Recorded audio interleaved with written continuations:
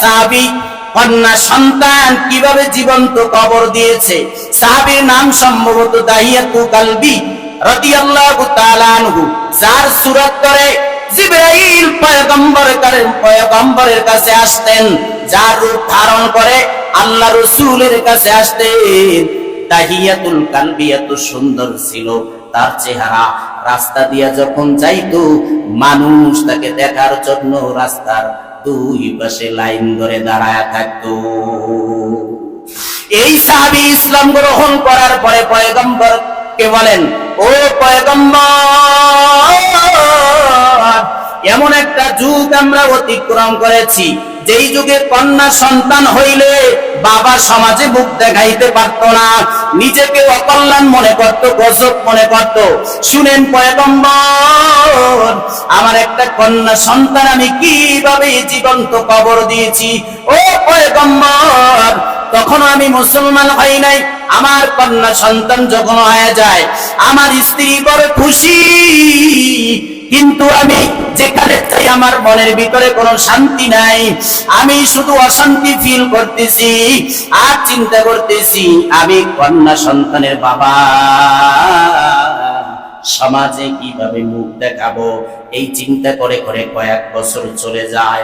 কন্যা সন্তানটা আমার বড় হয়ে গেছে, বড় হইয়া আমাকে বাবা ডাকে, আমার কলিজা প্রশান্ত হয়ে যায়। তারপরও আমার ওই যে খাসলত, জাহিলিয়াতের যে খাসলত, যে কন্যা সন্তান হইলে অকল্যাণ মনে করত, বাবা এটাকে ভালো মনে করত না, সমাজ এটাকে ভালো মনে করত না। এখনো তো শাশুড়ি আর শ্বশুর এমনই অবস্থা, ছেলে কয় তোর বউ বারবার কন্যা সন্তান কেন জন্ম দেয়, আর একটা বিয়ে কর নাইলে তালাক দে, আছে না নাই? তখন এমন অবস্থা ছিল, এরা ওই বেঈমানদের সাথী, তা নয় এমনটা কেন করে? আরে যেই মুমিনের কলবের ভিতরে আল্লাহ বিশ্বাস আছে, ওই মুমিন কন্যা সন্তান হওয়ার কারণে বউকে ফেরত দিতে পারে না, ঠিক না বেঠি? আরে এখানে তো বাবা মার কোনো ক্ষমতাই নাই, পিতা মাতার তো কোনো ক্ষমতাই নাই। পিতা মাতা হচ্ছে মাধ্যম, কথা ঠিক না বেঠি? সন্তান দিবে কে? তো দাহিয়াতুল কালবি এবারে সিদ্ধান্ত নিয়ে ফেলছে তার মেয়েটাকে জীবন্ত কবর দেবে। যে কোনো বাহানায় স্ত্রীকে বলে তার কন্যা সন্তানটাকে সাজাইয়া সুন্দরভাবে গোসল করাইয়া জামা কাপড় পরাইয়া দাও রে, দাওয়াতে নিয়ে যাব। তো স্ত্রী মনে মনে আশা, হয়তো আমার স্বামী ভালো হয়ে গেছে, এই যে সমাজ ব্যবস্থা, এই যে রুসুম, এই রুসুম থেকে মনে হয় আমার স্বামী বের হয়ে গেছে। চিন্তা করে মেয়েটাকে সুন্দরভাবে গোসল করাইয়া জামা কাপড় পরিধান করাইয়া কন্যা সন্তানটাকে তার বাবার হাতে তুলে দিছে। দাহিয়াতুল কালবি বলেন, ও পয়গম্বর, সন্তানটাকে আমি নিয়ে রাস্তা দিয়ে হাঁটতেছি, আমার মেয়েটা ডানে যায় বামে যায়, কত খুশি কত আনন্দ, কিন্তু তারপরও আমার দিলটা নরম হয় নাই।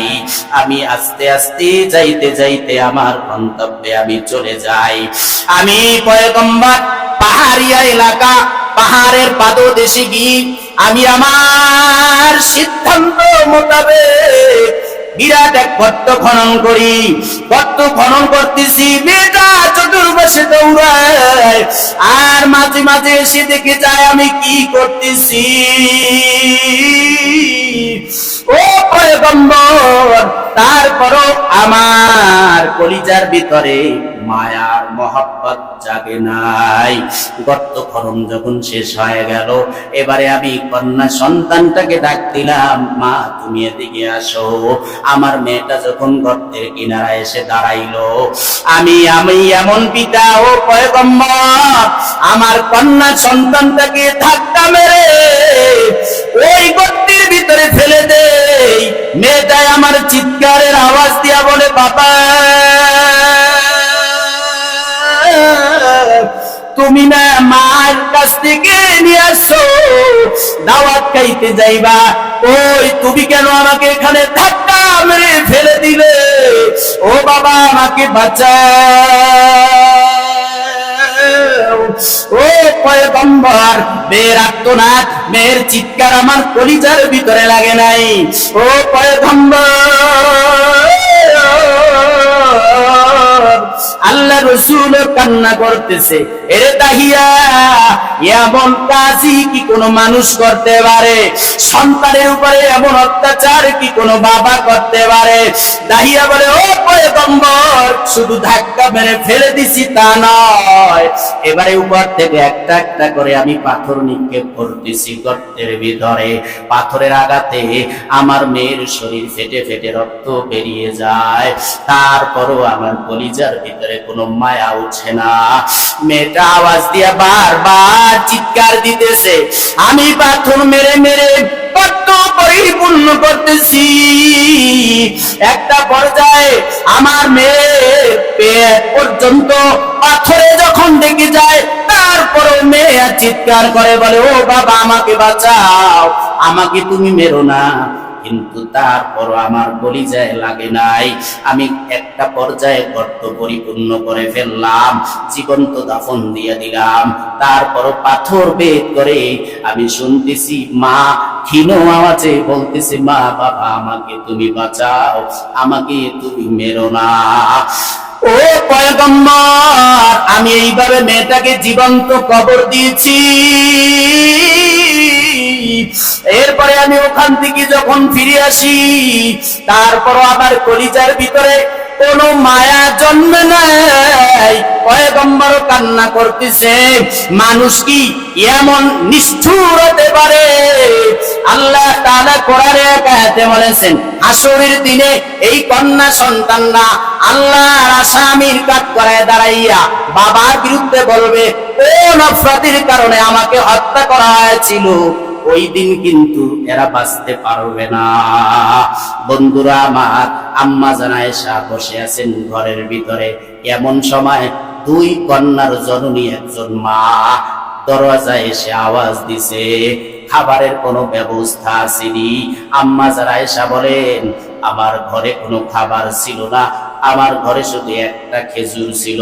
হাদিসে এসেছে, আম্মা জান আয়েশা বলেন, আমি ওই একটা খেজুরি মহিলার হাতে তুলে দেই, বাচ্চার হাতে দেই নাই। দুইটা কন্যা সন্তান নিয়ে আসছে। আমি তাকায় দেখলাম মহিলা ওই একটা খেজুর নিজের মুখের ভিতরে দেয় নাই, ওই খেজুরটা নিয়ে দুইটা টুকরা করে দুই কন্যার হাতে দিয়ে দিছে। দেওয়ার পরে তারা চলে গেল। এর মধ্যে পয়গম্বর আমার হুজরায় আগমন করলেন। আমি ঘটনা শুনায় দিলাম, ও পয়গম্বর, এই যে একজন মহিলা ছিল দুইটা কন্যা নিয়া, আমি একটা খেজুর দিছি, খেজুরটা ভাগ করে মহিলা খায় নাই, বাচ্চা দুইটার হাতে দিয়ে দিছে। আল্লাহ রাসূল বলেন, এই কন্যা সন্তান হওয়ার পরে যারা ধৈর্য ধারণ করবে, এদের সাথে ভালো ব্যবহার করবে, এই কন্যা সন্তান জান্নাতে জাহান্নাম থেকে বাঁচার মাধ্যম হয়ে যাবে। সুবহানাল্লাহ বলেন। কন্যা সন্তানের বেলায় যত ফজিলত আছে, এর মধ্যে তিনটা ফজিলতের কথা বলি। এক নাম্বার, কন্যা সন্তান যাদের হবে জাহান্নাম থেকে বাঁচার মাধ্যম। কি বলছি বলেন? কন্যা সন্তান জাহান্নাম থেকে বাঁচার মাধ্যম। দুই নম্বরে, যাদের কন্যা সন্তান হবে তারা জান্নাতে যাবে। তিন নাম্বার, যাদের কন্যা সন্তান হবে তারা ডাইরেক্টলি পয়গম্বরের সাথে জান্নাতে থাকবে।